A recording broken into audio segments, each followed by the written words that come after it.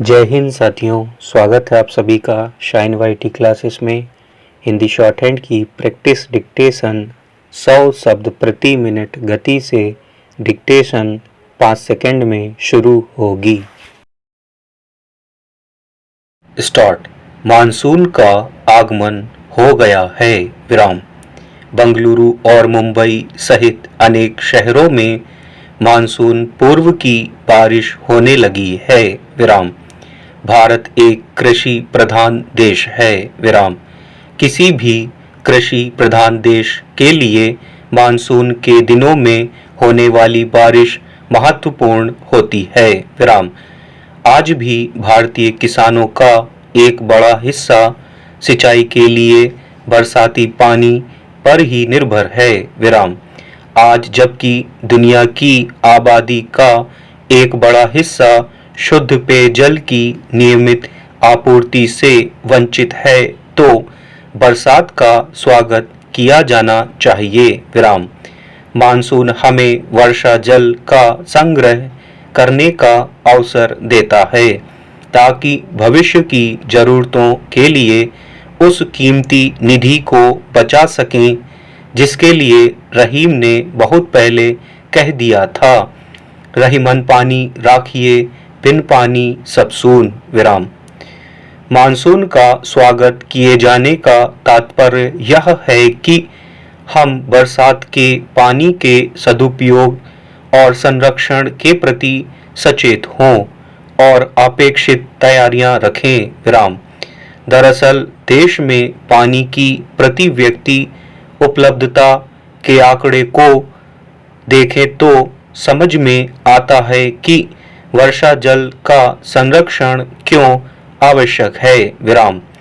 कुछ समय पहले राज्यसभा में बताया गया था कि एक अध्ययन में वर्ष 2021 के लिए भारत में औसत प्रति व्यक्ति वार्षिक जल उपलब्धता 1386 घन मीटर आंकी गई, जबकि वर्ष 2031 के लिए प्रति व्यक्ति वार्षिक जल उपलब्धता 1387 घन मीटर रहने का अनुमान है विराम। यह स्थिति चिंता पैदा करती है क्योंकि 1700 घन मीटर से कम वार्षिक प्रति व्यक्ति जल उपलब्धता को जल संकट की स्थिति माना जाता है विराम। यूं भी भारत में जल वितरण की स्थिति असमान है विराम। कुछ क्षेत्रों में सामान्य तौर पर हमेशा जल की उपलब्धता बनी रहती है, जबकि कुछ इलाकों में खासकर गर्मी के दिनों में जरूरत के पानी के लिए भी हिंसक संघर्ष की नौबत आ जाती है विराम। इसका कारण यह है कि भारत में जल संसाधनों की स्थिति एक समान नहीं है विराम। आंकड़े बताते हैं कि भारत में लगभग 71% जल संसाधन देश के 36% हिस्से में केंद्रित हैं, जबकि देश के शेष 64% क्षेत्र में केवल 29% जल संसाधन हैं विराम। यानी देश के एक बड़े हिस्से को अपनी जरूरत के पानी के लिए जल संग्रह की आवश्यकता पड़ती है विराम। ऐसे में बरसात का जो पानी व्यर्थ बह जाता है उसे यदि सहेज लिया जाए तो आबादी के एक बड़े हिस्से को जल संकट के कारण होने वाली परेशानियों से बचाया जा सकता है विराम। भारत में औसत वार्षिक वर्षा करीब 115 इंच होती है विराम, मगर इस वर्षा का वितरण भी भारत के अलग अलग भूभाग में समान नहीं है विराम। महत्वपूर्ण यह है कि करीब 8.6 करोड़ हेक्टेयर में भारत की खेती सिंचाई संबंधी सुविधा के लिए बारिश पर ही निर्भर है विराम। कुछ समय तक बस्तियों, शहरों और गांवों में बरसात के पानी को सहेजने के लिए तालाब, झील, कुएं, बावड़ी, कुंड और जोहड़ बनाए जाते थे विराम। ये जल संसाधन न केवल बरसात के पानी को सहेज कर लोगों को साल भर जरूरत का पानी मुहैया कराते थे, बल्कि संचित पानी से भूजल का स्तर बनाए रखने में भी मदद करते थे। विराम। चूंकि इन संसाधनों की सामाजिक उपयोगिता बहुत थी, इसलिए इनके निर्माण को पुण्य कार्य माना जाता था। विराम। सक्षम लोग विशिष्ट अवसरों पर जल संसाधनों का निर्माण करवाते थे। विराम। राजस्थान के बूंदी जिले के हिंडौली कस्बे के एक तालाब की कथा तो बहुत ही रोचक है। विराम। एक बंजारे की बेटी की शादी इस कस्बे में हुई थी। विराम। उन दिनों बंजारे घूम घूम कर व्यापार करते थे और बहुत संपन्न हुआ करते थे। विराम। एक दिन किसी बात से क्षुब्ध उस बंजारे की बेटी को उसकी सास ने ताना मारते हुए कह दिया कि यहाँ कौन से तुम्हारे पिता ने पानी का इतना इंतजाम कर रखा है कि तू खूब पानी बहाए। विराम। यह बात बंजारे को पता चली तो वह अपने लश्कर सहित हिंडौली आया और वहां एक तालाब खुदवाने के बाद ही लौटा। विराम। पैरा।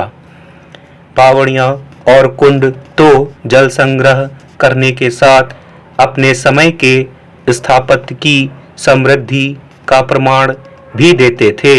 विराम।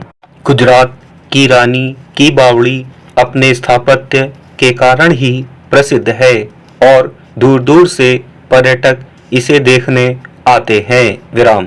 पुराने किलों में तो तालाबों के अंदर भी बावड़ियों और कुओं का निर्माण कराया जाता था, ताकि आपात परिस्थिति में संग्रहित वर्षा जल के कारण लोगों को पानी की कमी का सामना नहीं करना पड़े। विराम।